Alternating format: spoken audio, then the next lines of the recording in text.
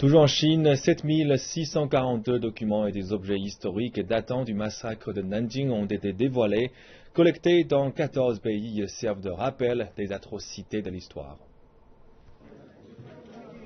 Des uniformes militaires, des armes et des ravitaillements quotidiens pendant la guerre de résistance à l'agression japonaise.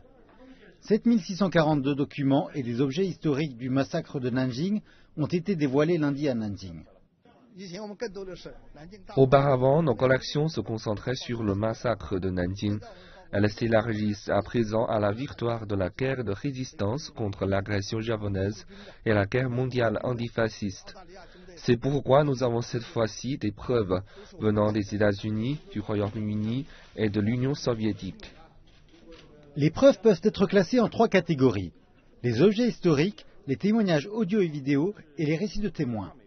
Ce brassard a appartenu à l'époque à Zhou Liangchen de l'université des femmes Jining. Il avait protégé des habitants dans la zone de sécurité de Nanjing. C'est la première fois que nous avons trouvé une telle preuve. Cela montre le courage d'un Chinois ordinaire pour protéger ses compatriotes. Il est important de montrer au monde combien les Chinois souhaitent protéger leur pays et leur peuple pendant la guerre.